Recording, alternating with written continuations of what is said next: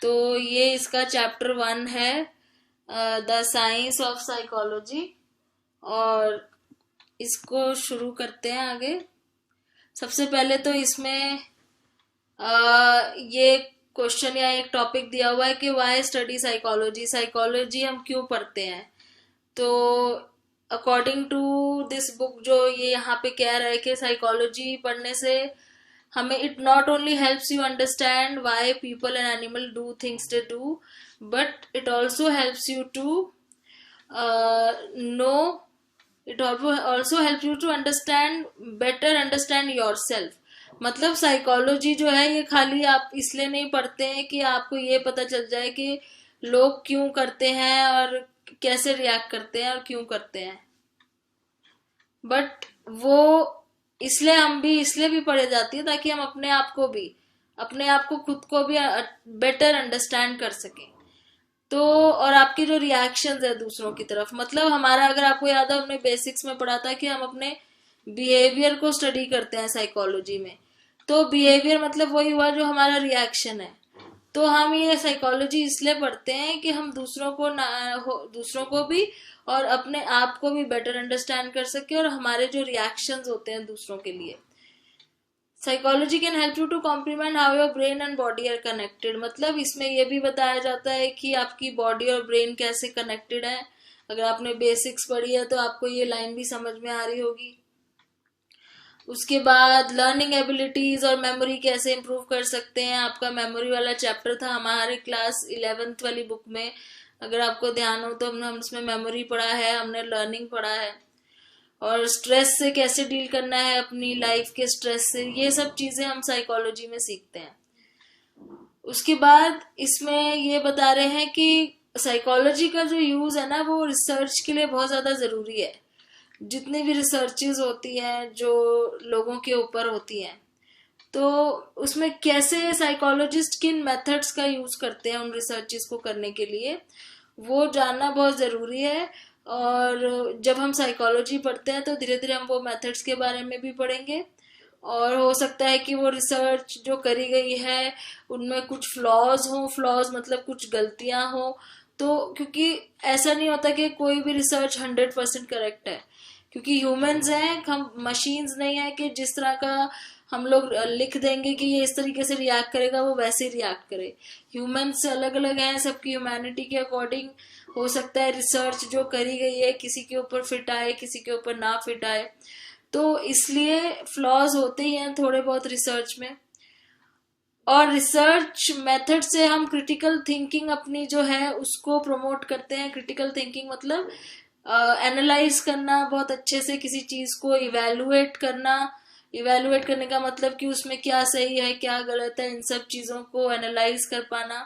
तो ये सब चीजें भी हम इसमें सीखते हैं जब हम रिसर्च मेथड्स पढ़ते हैं साइकोलॉजी में।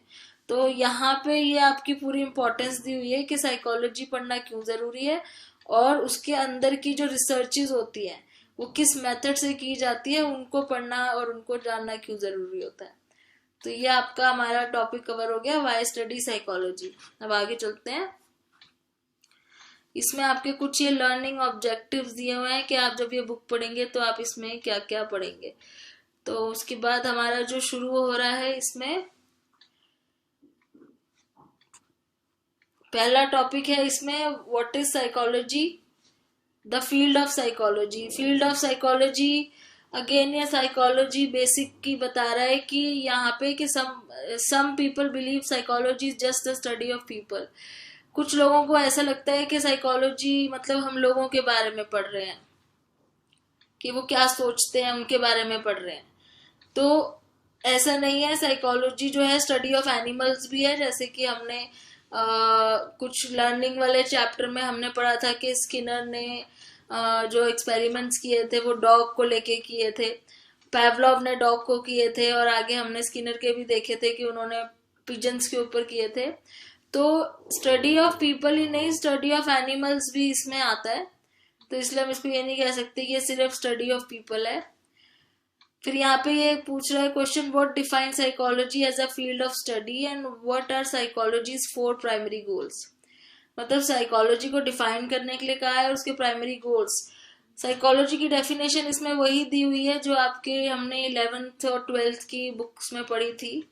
Psychology is the scientific study of behaviour and mental processes. आपको उसकी अगर पहली स्लाइड याद होगी जो हमने पढ़ा था कि साइकोलॉजी क्या चीज है, उसमें भी हमने यही चीजें डिस्कस की थी कि साइकोलॉजी बिहेवियर की स्टडी है। बिहेवियर क्या होता है, जैसे कि जिसमें हमारे आउटवर्ड और ओवर्ट एक्शंस होते हैं। ओवर्ट मतलब जो हम दूसरों को, जो रिएक्शंस हमारे दूसरों को नजर आते हैं, जैसे बात करना, एक्सप्रेशंस बनाना, जोर जोर से हंसना, ओवर्ट वाले।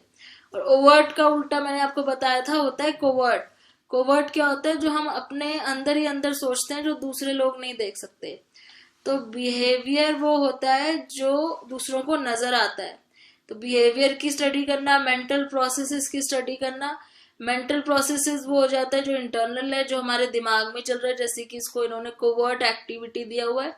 Covert activity of our mind, हमारे माइंड में जो चीज चल रही है जो दूसरों को इजीली नजर नहीं आ सकती, जैसे कुछ सोचना, थिंकिंग अगर हम कर रहे हैं, कुछ सोच रहे हैं, हमें फील हो रहा है, अच्छा फील हो रहा है, बुरा फील हो रहा है, रिमेम्बरिंग, हम कुछ याद कर रहे हैं, तो ये सब चीजें कोवर्ट में आएंगी क्योंकि ये दूसरों को नजर नहीं आती है, हम अंदर ही अंदर कर रहे हैं इंटरनली। तो एक तो बिहेवियर हो गया जो दूसरों को दिखता है, एक हो गया मेंटल प्रोसेसेस जो दूसरों को नहीं दिखता। इन दोनों की स्टडी को यहाँ पे साइकोलॉजी बोला हुआ है। और इसको साइंटिफिक क्यों बोलते हैं, स्टडी को हम साइंटिफिक क्यों बोलते हैं, क्योंकि इनको हम ऑब्जर्व करते हैं साइंटिफिकली, लैब्स में ऑब्जर्व करते हैं, कंट्रोल कंडीशंस में ऑब्जर्व करते हैं। और ऑब्जर्वेशन इसका एक बेसिक पार्ट है, क्योंकि हमारे सारी जितने भी रिसर्चेस होती हैं वो ऑब्जर्वेशन पे बेस्ड होती है।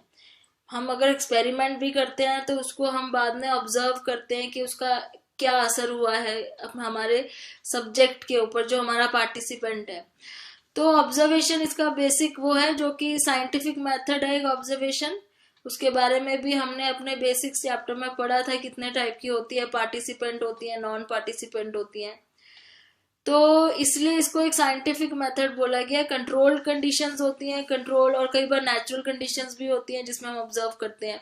कंट्रोल कंडीशन होती है जब हम लैब में ऑब्जर्व करते हैं, नेचुरल कंडीशंस होती हैं जब हम किसी को अपना नेचुरल बिहेवियर करते हुए ऑब्जर्व करते हैं। तो एक तरीके से यहाँ पे डेफिनेशन सम अप कर दिया है कि psychology is the scientific study of behaviour and mental processes. अब आते हैं इसके गोल्स पे। साइकोलॉजी के गोल्स क्या हैं, हम साइकोलॉजी पे पढ़ते हैं, उसमें हमारे क्या गोल्स होते हैं, क्या टारगेट होते हैं। तो एक कॉमन गोल है, जैसे every science has a common goal of learning how things work. Science के जितने भी सब्जेक्ट्स हैं उन सबका एक कॉमन गोल होता है कि हम ये देखना चाहते हैं कि चीजें काम कैसे करती हैं। जैसे फिजिक्स में हम देखते हैं कि ग्रेविटी कैसे काम करती है, केमिस्ट्री हम पढ़ते हैं तो उसमें हम देखते हैं कि एलिमेंट्स कैसे रिएक्ट करते हैं। ऐसे ही अगर साइकोलॉजी एज अ साइंस की बात करें तो इसमें हम ये देखते हैं कि ह्यूमंस कैसे रिएक्ट करते हैं और वो ऐसे बिहेव क्यों करते हैं, एनिमल्स ऐसे बिहेव क्यों करते हैं। फिर उनको हम एक्सप्लेन करने की कोशिश करते हैं, प्रिडिक्ट करने की कोशिश करते हैं। प्रिडिक्ट मतलब हम एक बार जैसे किसी का बिहेवियर स्टडी करते हैं तो हम उसी को आगे फर्दर किसी और सिचुएशन में भी प्रिडिक्ट करने की कोशिश करते हैं कि उसका बिहेवियर वैसा ही होगा। कंट्रोल भी करने की कोशिश करते हैं। तो ये सब चीजें हम इसमें करते हैं। ये हमारा एक गोल होता है कि हम जान सकें कि ह्यूमन और एनिमल्स कैसे बिहेव करते हैं। डिस्क्रिप्शन किसकी देते हैं कि व्हाट इज हैपनिंग। तो जब हम साइकोलॉजी पढ़ते हैं तो हम सबसे पहले ये डिस्क्रिप्शन देते हैं कि जो हमने ऑब्जर्व किया वो क्या था। जैसे हम किसी के बिहेवियर को ऑब्जर्व कर रहे हैं, कोई एनिमल है या कोई ह्यूमन है, तो हम उसको डिस्क्राइब कर रहे हैं कि जब हमने उसको ऑब्जर्व करा तो उसने इस तरीके से रिएक्ट करा। तो हम अपने डिस्क्रिप्शन में ये लिखते हैं कि what is happening, where it happens, to whom it happens and under what circumstances. मतलब एक्चुअली में क्या हुआ था, कहाँ पे हुआ था, किसके साथ वो हुआ था और कौन सी सिचुएशंस थी जिसमें हुआ था। सपोज हम किसी पर्सन के अग्रेसिव बिहेवियर को स्टडी कर रहे हैं तो हम अपने जब डिस्क्रिप्शन लिखेंगे तो हम ये लिखेंगे कि जिस पर्सन को ऑब्जर्व कर रहे थे उसका ये बिहेवियर जो है वो एग्रेसिव था। व्हाट इज हैपनिंग मतलब क्या हुआ था, वो बहुत अग्रेसिव हो गया था। वेयर इट हैपन्स कहाँ पे हुआ था, जब वो अपने दोस्त से बात कर रहा था, अपने दोस्त के पास था, तब वो एग्रेसिव गुस्सा हो गया था उसको। टू होम इट हैपन्स, किसके साथ हुआ था, जो हमारा पार्टिसिपेंट था उसके साथ हुआ था। व्हाट सर्कमस्टांसेस, मतलब क्यों हुआ था, किस तरह के सर्कमस्टांसेस थे, जब वो अपने दोस्त के साथ कुछ डिस्कस कर रहा था या कुछ पर्सनल बात कर रहा था तब हुआ था। तो इस तरीके से हम डिस्क्रिप्शन देते हैं इसकी, जब हम अपने सब्जेक्ट को ऑब्जर्व कर रहे होते हैं। एक एग्जाम्पल यहाँ पे दिया हुआ है, जैसे psychologist may wonder why so many computer scientist seems to be male. मतलब मान लीजिए एक साइकोलॉजिस्ट ये स्टडी करना चाहते हैं कि जितने भी कंप्यूटर साइंटिस्ट हैं वो ज्यादातर मेल क्यों है, फीमेल्स क्यों नहीं है। तो वो ऑब्जर्वेशन करता है और नोट्स बनाता है। तो नोट्स बनाते टाइम वो लिखता है notes that many non techies, मतलब जो नॉन टेक्निकल लोग हैं वो अपने stereotypically perceive the life and environment of a computer scientist as someone who lives and breathes at the computer, surround himself with computer games, junk food, science fiction gadgets and that up to a very masculine ambience। मतलब एक psychologist था जिसने ये research करने की कोशिश की कि कंप्यूटर साइंटिस्ट ज्यादातर मेल क्यों होते हैं। तो उसने जब अपनी ऑब्जर्वेशन करी तो उसने ये नोट्स बनाए, नोट किया कि जितने भी नॉन टेकीज हैं, मतलब जो कंप्यूटर साइंस में नहीं, जो कंप्यूटर्स नहीं यूज करते या फिर जो कंप्यूटर की लाइन में नहीं है, वो ये मानते हैं कि जो इस लाइन में होते हैं, कंप्यूटर की लाइन में जो कंप्यूटर्स पे काम करते हैं, वो वैसे लोग होते हैं जो 24 घंटे कंप्यूटर के आसपास ही रहते हैं, हमेशा कंप्यूटर गेम्स या जंक फूड खाते रहते हैं, जो साइंस फिक्शन गैजेट्स ज्यादा यूज करते हैं। तो ऐसे लोग, ऐसी पर्सनालिटी सिर्फ एक मेल को ही सूट कर सकती है। मैस्कुलिन एम्बियस मतलब किसी मेल की पर्सनालिटी, मेल जैसा। तो ये ऑब्जर्वेशन उसने करी, तो ये डिस्क्रिप्शन दी उसने जो देखा उसकी। तो ये हम डिस्क्रिप्शन की बात कर रहे हैं, तो इन्होंने एग्जांपल दिया है कि एक साइकोलॉजिस्ट जब ऑब्जर्व करता है तो वो किस तरीके से अपनी ऑब्जर्वेशन की डिस्क्रिप्शन लिखता है। उसके बाद है एक्सप्लेनेशन। अब आपने डिस्क्रिप्शन लिख दी, अब आप उसको एक्सप्लेन करोगे, क्योंकि आप एनालाइज करोगे सिचुएशन को जो आपने ऑब्जर्व करी है, फिर उसको आप एक्सप्लेन करने की कोशिश करोगे। तो ऊपर वाला ही एग्जाम्पल इन्होंने उठा लिया कि जो साइकोलॉजिस्ट थी उसने अपने ऑब्जर्वेशन के बेस पे एक टेंटेटिव एक्सप्लेनेशन दी। टेंटेटिव इसलिए दी क्योंकि अभी वो उसको प्रूव करने के लिए उसको वो करना पड़ेगा, उसको हो सकता है उसको टेस्ट करने पड़े थ्योरी अपनी। तो अभी एक वो टेंटेटिव एक्सप्लेनेशन दे रही है। एक टेंटेटिव का मतलब है टेम्परेरी एक्सप्लेनेशन देती है कि women feel they do not belong in such stereotypically masculine surroundings, कि वुमेन को लगता है कि वो इस तरह की सराउंडिंग्स को बिलोंग नहीं करती। सराउंडिंग्स किस तरह की, जो हमने ऊपर अभी देखी कि ये वाली सराउंडिंग्स के जहाँ पे हमेशा कंप्यूटर के अपने आसपास, हमेशा कंप्यूटर के आसपास ही रहना, कंप्यूटर गेम्स खेलना, जंक फूड खाना, साइंस फिक्शन गैजेट्स यूज करना। तो वुमेन जो है, औरतें जो है, उनको ऐसा फील होता है कि वो ये सब चीजें इतना ज्यादा नहीं कर सकती, तो इसलिए वो कंप्यूटर साइंटिस्ट की लाइन में नहीं जाती। तो ये इसने साइकोलॉजिस्ट ने टेंटेटिव एक्सप्लेनेशन दी है, जो इसको लगा एनालाइज करके कि ये रीजन है। अब वो क्या करेंगे psychologist, she is trying to understand और find an explanation for the lower proportion of women in this field. अब वो सारे एक्सप्लेनेशन सारे वुमेन के लिए नहीं दे सकती। ये उन्होंने जो एक्सप्लेनेशन दिया हो सकता है कि वो सब लोगों के लिए फिट ना बैठे। तो अब वो क्या करेंगे, और लोगों को जाके स्टडी करेंगे जो इसी फील्ड में हो लेकिन थोड़ा सा लोअर प्रोपोर्शन में हो। लोअर प्रोपोर्शन मतलब थोड़ा सा कम, जैसे कि एकदम कंप्यूटर साइंटिस्ट ना हो लेकिन लो लेवल पे परफॉर्म करते हो, जो कंप्यूटर्स यूज करते हैं लेकिन कम यूज करते हैं, ताकि वो ये जान सके कि जो उनकी थ्योरी है कि वुमेन ऐसा फील करती है कि वो ये कंप्यूटर वगैरह की सराउंडिंग्स नहीं पसंद करती, तो क्या ये थ्योरी सही है या गलत है। तो a theory is a general explanation of a set of observation of fact. तो थ्योरी, जैसे मैं वर्ड जो बार बार यूज कर रही हूँ, उसका क्या मतलब है।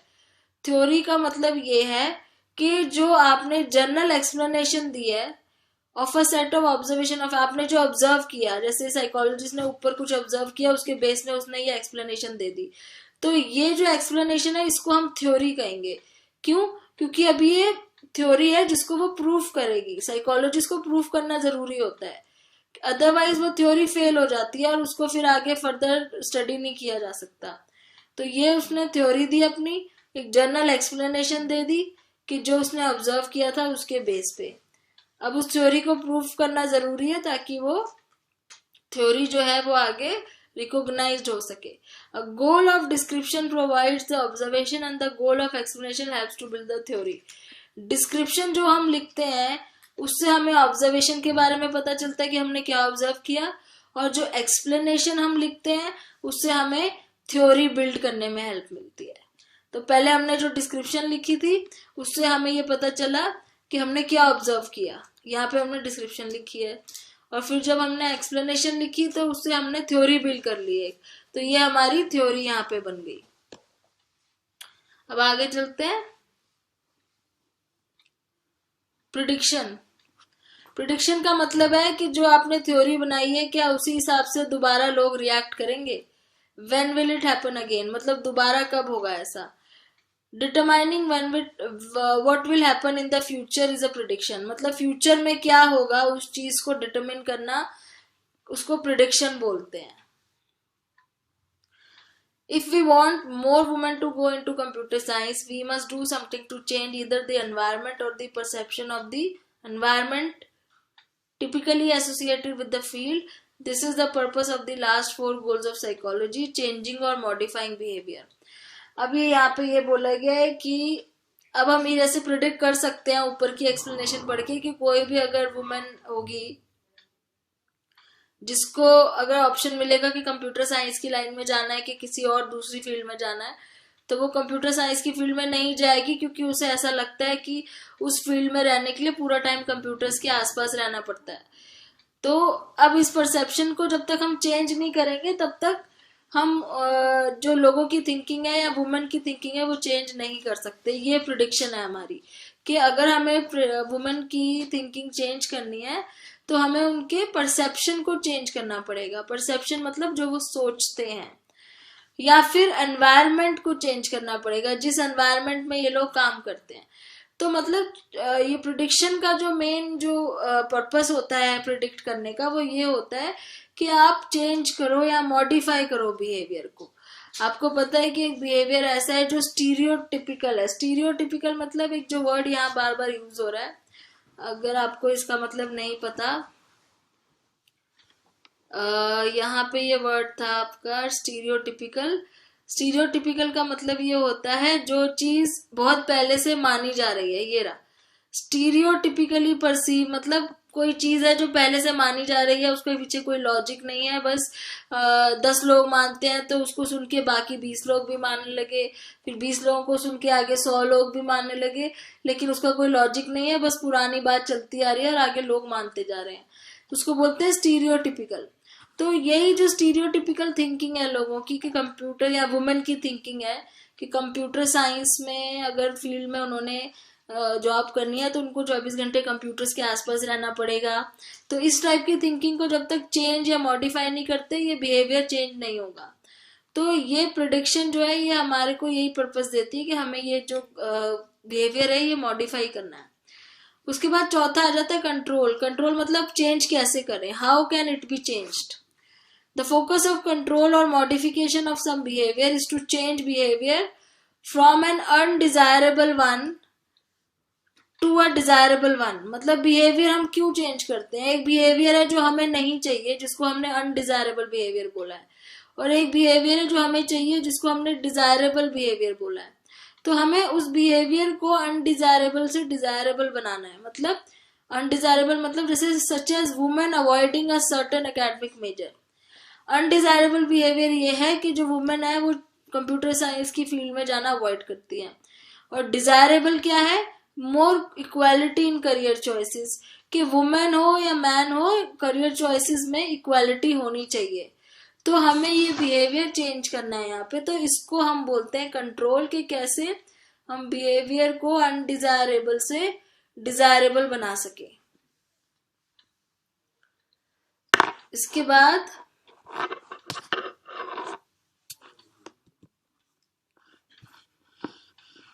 आगे चलते हैं।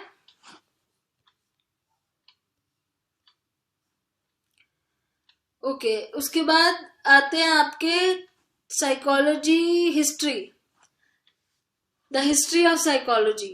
ये बहुत ही इम्पोर्टेंट टॉपिक है और इसमें सबसे पहले तो यहाँ पे जो आपको पढ़ना है, जो इम्पोर्टेंट है, वो ये है कि जो यहाँ पे नाम दिया हुआ है आपको, अगर ये नाम याद हो, विलियम वुड का नाम है।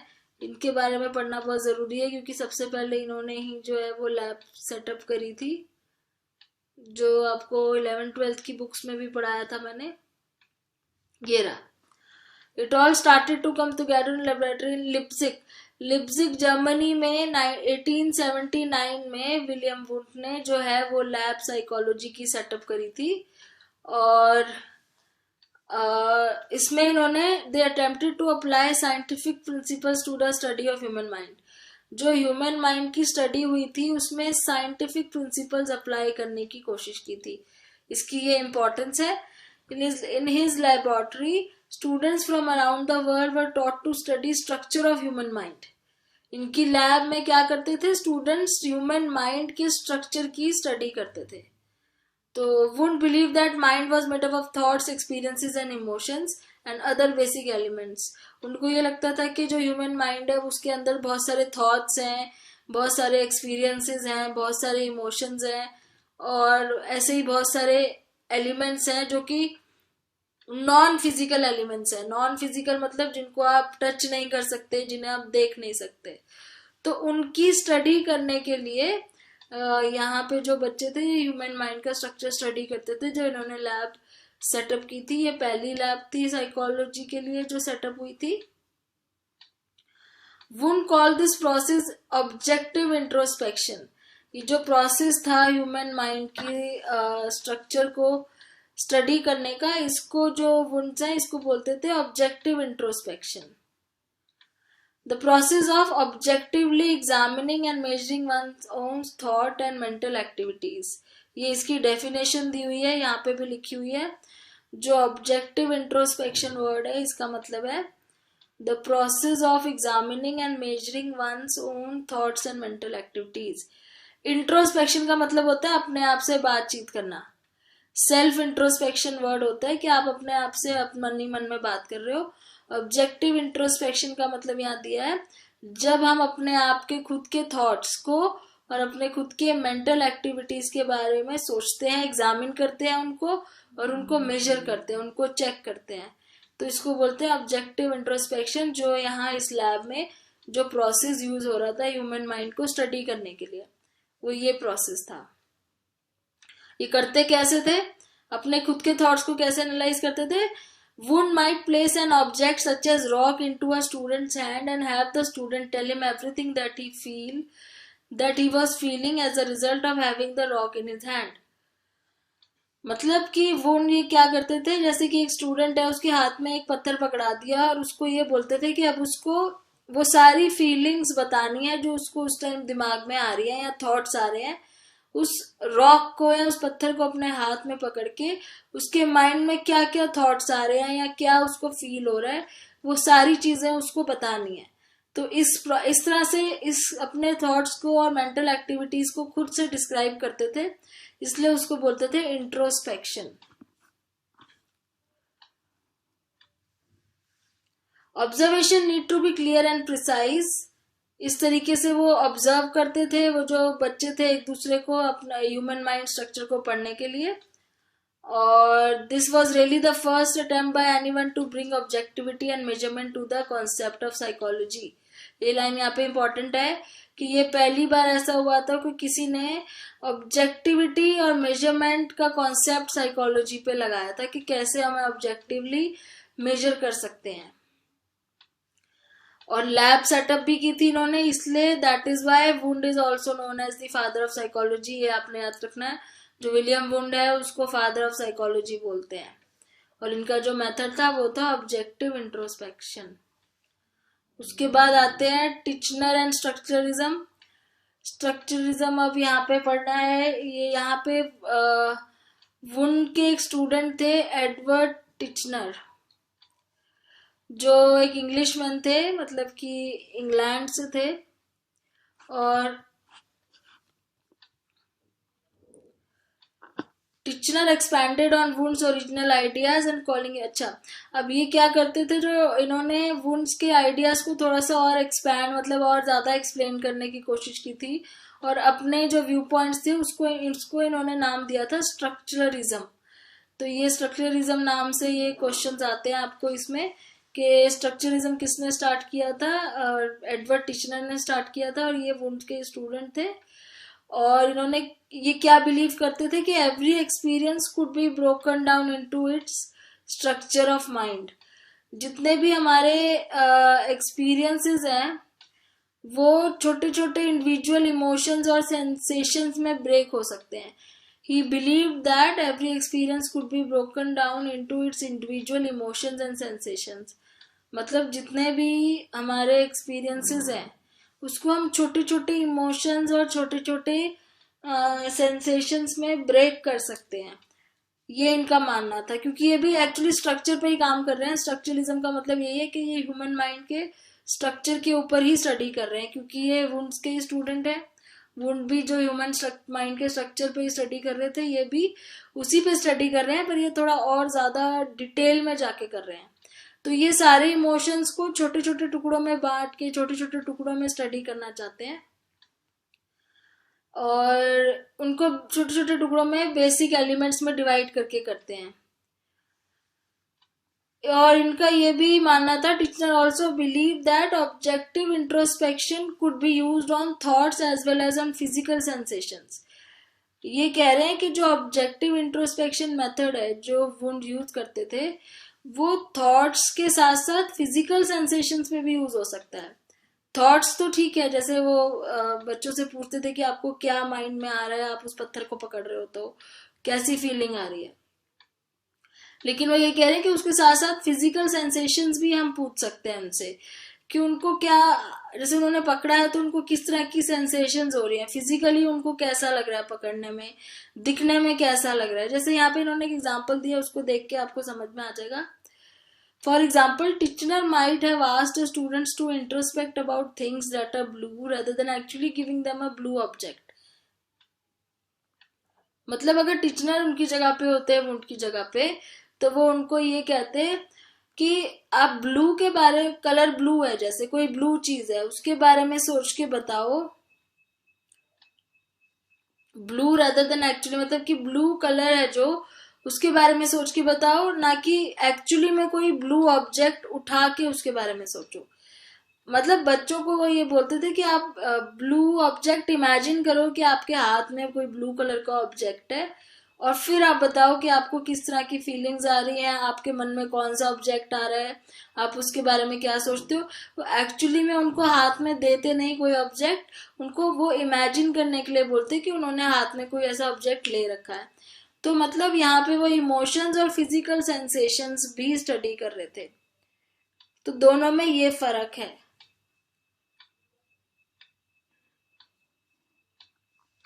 In 1894, one of the Titchener students at Cornell University became famous for becoming the first woman to receive PhD in psychology.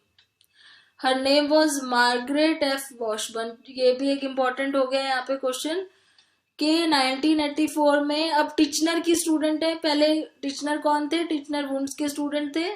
अब टिचनर की जो स्टूडेंट्स है मार्गरेट वॉशबर्न, ये पहली ऐसी वुमेन बनी थी जिन्होंने साइकोलॉजी में पीएचडी करी थी 1894 में।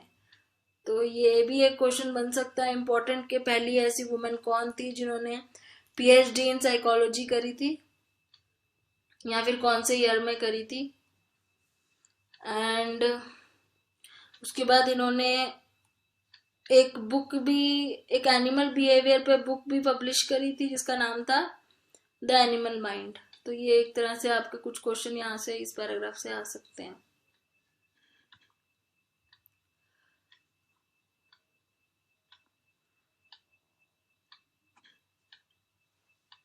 उसके बाद नेक्स्ट आता है विलियम जेम्स एंड फंक्शनलिज्म। अच्छा, अब स्ट्रक्चरलिज्म खत्म हो गया यहाँ पे, क्योंकि अब शुरू हो गया है आपका फंक्शनलिज्म। और फंक्शनलिज्म के साथ जो नाम आपने याद रखना है वो विलियम जेम्स का है। तो विलियम जेम्स जो था, Harvard University was the first school in America to offer classes in psychology. America की हार्वर्ड यूनिवर्सिटी है, वो पहली ऐसी यूनिवर्सिटी थी जो कि साइकोलॉजी में क्लासेस ऑफर करते थे। इम्पॉर्टेंट पॉइंट हो गया यहाँ पे। और विलियम जेम्स वहीं के इंस्ट्रक्टर थे, मतलब एक तरीके से टीचर बोलो आप, प्रोफेसर, वहीं के इंस्ट्रक्टर थे ये। और ये पहले एनाटॉमी एंड फिजियोलॉजी पढ़ाते थे, बट धीरे धीरे इनका इंटरेस्ट जो है साइकोलॉजी में डेवलप हो गया था। और उसके बाद इनकी कंट्रीब्यूशन देख लेते हैं क्या थी। फंक्शनलिज्म का मतलब एक्चुअली में ये होता है कि स्ट्रक्चर की जगह फंक्शन पे फोकस करना, इस चीज पे फोकस करना कि ब्रेन फंक्शन कैसे करता है, ना कि ये चीज कि उसका स्ट्रक्चर कैसा है। तो अभी इसके बारे में आगे पढ़ेंगे।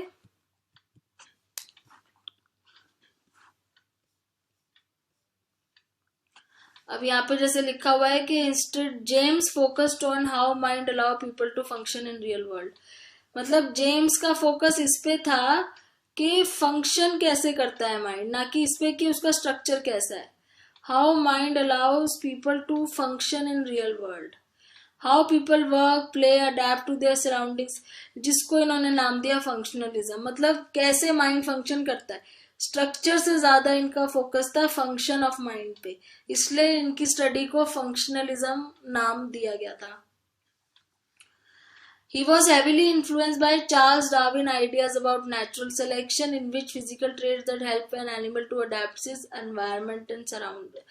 अब चार्ल्स डार्विन की थ्योरी है नेचुरल सिलेक्शन की, बहुत ही फेमस, ज्यादातर लोगों को ये पता ही है कि इन्होंने नेचुरल सिलेक्शन के बारे में बात की थी, सर्वाइवल ऑफ द फिटेस्ट वाली, कि जैसे जैसे वो एनवायरनमेंट चेंज होता जाता है तो ह्यूमंस और एनिमल्स इवॉल्व होते हैं, और जो सबसे ज्यादा फिट होता है वो सर्वाइव कर जाता है, और वही अपने ट्रेड्स वो आगे अपने ऑफस्प्रिंग्स को या अपने बच्चों को पास कर देते हैं, और जो फिट नहीं होते वो एक्सटिंक्ट हो जाते हैं। मतलब जो स्पीशीज उस एनवायरनमेंट के अकॉर्डिंग फिट नहीं होती वो खत्म हो जाती है, और जो फिट होती है वो सरवाइव कर जाती है, और उसी वही चीज वो आगे अपने बच्चों को पास कर देती है। तो ये नेचुरल सिलेक्शन की जो थ्योरी थी इससे बहुत ज्यादा इन्फ्लुएंस थे विलियम जेम्स। और वो ये कह रहे थे कि जैसे फिजिकल ट्रेट्स अगर पास ऑन हो सकते हैं तो बिहेवियर ट्रेट्स क्यों नहीं हो सकते। हो सकता है कि बिहेवियर ट्रेट्स भी पास ऑन हो सकते हो, वो तो अब हमें पता है कि ऐसा होता है, बिहेवियर ट्रेट्स भी होते हैं पास ऑन। लेकिन उस टाइम पे इस चीज पे स्टडी चल रही थी, क्योंकि उस टाइम ये लोगों को नहीं पता था कि हम बिहेवियर भी पास ऑन कर सकते हैं, जैसे एक जनरेशन से दूसरे जनरेशन पे, जिसको बाद में हेरिडिटी जैसे हम बोलते हैं आजकल, हेरिडिटी का नाम मिल गया था। कि जैसे हमारी हेरिडिटी क्या होती है, जैसे हमारे पेरेंट्स का बिहेवियर होता है उसमें से कुछ हमारा सेम होता है उनके जैसा, फिर जो हमारा बिहेवियर होता है वो हमारे बच्चों का हमारे जैसा मिलता जुलता होता है। तो यही चीज यहाँ पे जेम्स ये बोलना चाह रहे थे कि अगर हम फिजिकल ट्रेड्स पास कर सकते हैं, फिजिकल ट्रेड्स जैसे कि आंखों का कलर सेम है, अपने माँ बाप जैसा आंखों का कलर, तो ये भी तो हो सकता है बिहेवियर भी सेम हो। तो वो यही चीज प्रूव करना चाहते थे, जो बाद में हेरिडिटी के मैकेनिज्म से स्टडी करेगी थी कि हेरिडिटी से कैसे होता है, और वो बाद में ऑब्वियसली प्रूव हो गई। इसलिए आज हम ये जानते हैं कि हेरिडिटी के थ्रू हम ना तो फिजिकल फीचर्स बल्कि हम लोग बिहेवियर भी जो है वो अपने पेरेंट्स या ग्रैंड पेरेंट्स से लेते हैं। तो यही जो चीज है इन्होंने स्टडी करने की कोशिश की थी।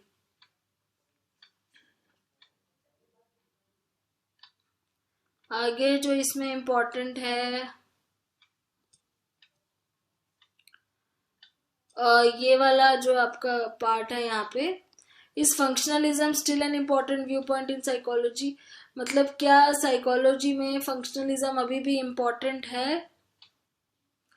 In the new field of psychology functionalism offered an alternative view point two the structuralist. उस टाइम पे तो दो ही व्यू पॉइंट थे, एक था स्ट्रक्चरलिस्ट वाला जो अभी हमने पढ़ा ऊपर, और एक आ गया था बाद में फंक्शनलिज्म वाला। तो ये था कि दो हमें वो मिल गए थे, ऑप्शंस मिल गए थे कि हो सकता है कि स्ट्रक्चरलिज्म जो है वो सही है या हो सकता है फंक्शनलिज्म सही है। तो दो ऑल्टरनेटिव व्यू पॉइंट्स मिल गए थे, दो अलग अलग उससे। तो one can find elements of function in the modern field of educational psychology. जो आज के टाइम की एजुकेशनल साइकोलॉजी है उसमें हम फंक्शनलिज्म के कुछ एलिमेंट्स हमें मिलते हैं। मतलब कि ये जो व्यू पॉइंट्स थे उसके बेस पे हमारी मॉडर्न साइकोलॉजी भी बनी हुई है। Application of psychological concept to education, खास करके एजुकेशन की फील्ड पे। और इंडस्ट्रियल एंड ऑर्गेनाइजेशनल साइकोलॉजी, जो इंडस्ट्री में जो लोगों के लिए साइकोलॉजी यूज होती है, जो इंडस्ट्री में काम कर रहे हैं या किसी ऑर्गेनाइजेशन में काम कर रहे हैं, उनमें उनके ऊपर जो हम लोग साइकोलॉजिकल प्रिंसिपल यूज करते हैं। तो ये फंक्शनलिज्म मतलब ये कह रहे हैं कि आज के टाइम का भी एक बहुत ही इम्पोर्टेंट पार्ट है, जो आज की साइकोलॉजी या मॉडर्न साइकोलॉजी, उसमें भी इसके बेसिक्स अभी भी मिलते हैं। और ये यहाँ पे डेफिनेशन दोबारा दी हुई है फंक्शनलिज्म की, कि early perspective in psychology associated with William James, in which the focus of study is how the mind allows people to adapt, live. मतलब जो पहले के लोगों का पर्सपेक्टिव था साइकोलॉजी का, विलियम जेम्स से एसोसिएटेड है, जिसमें उन्होंने फोकस किया था कि माइंड वर्क कैसे करता है, पीपल अडेप्ट कैसे करते हैं सिचुएशंस पे, कैसे जीते हैं नॉर्मल डेली लाइफ अपनी, काम कैसे करते हैं, प्ले मतलब कैसे करते हैं, फंक्शन कैसे करते हैं, उस पे बेस था बेसिकली। तो स्ट्रक्चर के बाद फंक्शनलिज्म आया कि फंक्शन कैसे करते हैं।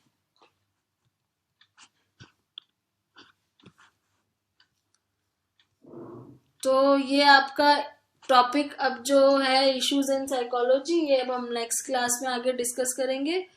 तब तक आप देखिए आपको क्या चीज उसमें समझ नहीं आई है जो अभी तक हमने डिस्कस किया है, और जो भी आपके डाउट्स हो आप कमेंट्स में लिख देना।